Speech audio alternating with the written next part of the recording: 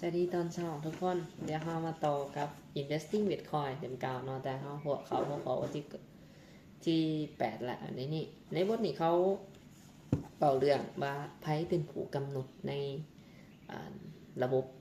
ของ Bitcoin นี่เนาะไพ่เป็นผู้กำหนดกฎเกณฑ์เนาะคือกฎเกณฑ์ระบบการเงินก็เสียเราเป็นระบบการเงินนโยบายทั้งการเงินของ Bitcoin ซะนับตั้งแต่มือที่เริ่มเกิด Bitcoin เนาะก็คือยังบ่ทันมีการเปลี่ยนแปลงกฎตัวนี้เถื่อเนาะใน Bitcoin นี่เขาก็จะมันเป็นโปรโตโคอลเนาะแล้วที่นี่ระบบสื่อสารของข้อมูลสื่อเนาะแล้วที่นี่นี่มันกระสิบประกอบด้วย3-4 อย่างหลักๆก็คืออันที่1แมนโนดแล้วก็มี mining เนาะอันนี้มันคนเขียนบัญชีเนาะบันทึกนั้นคุดหาบัญชีเนาะจดธุรกรรมบัญชีหลังจากคุดแล้วเนาะบัญชีนี่ว่าไผสิยอมรับบ่เนาะบัญชีนี่ก็ถูกส่งให้โนดก็เบิ่งว่าถูกต้องบ่เนาะจะยอมรับเอาบัญชีนี่บ่ถัดมาก็สิเป็นระบบuser ที่นี่เนาะผู้ใช้แล้วก็แต่ว่าในนี้เขาเขียนบอกว่า1มันระบบของ Bitcoin 1เป็นบัญชีกระจายศูนย์เนาะก็คือคนที่เก็บบัญชีก็คือโนดนั่นแหละเนาะก็สิซ้ำห้องข้อมูลต่างๆเอาไว้เนาะถามว่ามีคนมาเปลี่ยนบ่สามารถไผสิมาเปลี่ยนได้ตัวที่เฮาบันทึกธุรกรรมไว้แล้วก็ระบบ Proof of Work หมายถึงว่า mining ที่ขุด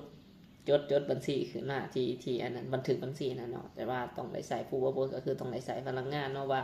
มีการเฮ็ดเวียกแท้บ่จังซี่แล้วก็ระบบนี่เขาบอกว่าระบบสันธามติเนาะ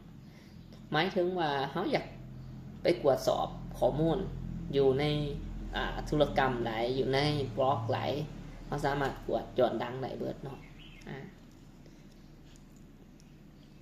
แล้วก็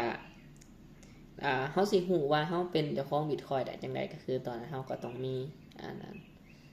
private key เนาะเพื่อสิเป็นก็เชิญเป็นลายเส้นดิจิตอลฮะแล้วก็มีอยู่4อย่างนี่แล้วกดทุกเทื่อที่อันนั้นถามว่าเปลี่ยนกฎปุ๊บเนาะมันก็เชิญว่าเป็น hard fork เนาะหมายถึงว่าปัจจุบัน Bitcoin มันก็สิมี Bitcoinอย่าง Bitcoin Go Bitcoin Cash อย่างต่างๆเนาะที่แบบว่า hard fork ออกไปเนาะสิมีประวัติของ Bitcoin ก็คืออาจจะมีเคยเกิดสงครามบล็อกไซต์บ่ยังท้าไปศึกษาเบิ่งประวัติของมันนะแบบอยากขยายบล็อกไซต์หรือว่าอยากเปลี่ยนแนวทางอย่างต่างๆอันนี้แต่ว่าปัจจุบันมันuser กับมัน Bitcoin มันเป็นBitcoin Client ตัวอย่างว่าเราสามารถสิสร้างโปรแกรมหรือว่าเขียนระบบขึ้นมาสำหรับเอาไว้สื่อสารหรือว่าอยากเพิ่มฟีเจอร์บางตัวเข้าไปในตัวใน Bitcoin แต่ว่ากฎการเงินของมันบ่เปลี่ยนแปลงเนาะตัวนี้เราก็สามารถสิยังใส่โปรโตโคลของ Bitcoin ได้อยู่ฉะนั้นแหละปัจจุบันซอฟต์แวร์ที่เป็นร้านกวดสอบธุรกรรม Bitcoin หรือว่าข้อมูลนี่อยู่หันแม่นมันมีหลายเจ้าเนาะมันมี Bitcoin หลักๆก็สิเป็นใส่ Bitcoin Core เนาะแล้วก็มีนั้นซอฟต์แวร์ตัวอื่นอีกเนาะที่รายขายออกมาเฮ็ดแต่ว่าเฮาสามารถเป็น developer ได้เนาะไปกวดสอบเพื่ออยากสร้างขึ้นมาเองก็ได้ฟอร์กออกมาเฮาอยากเพิ่มฟีเจอร์บางตัวเข้าไปในหันได้ก็คือเฮาสามารถเฮ็ดได้เนาะทุกคนเป็น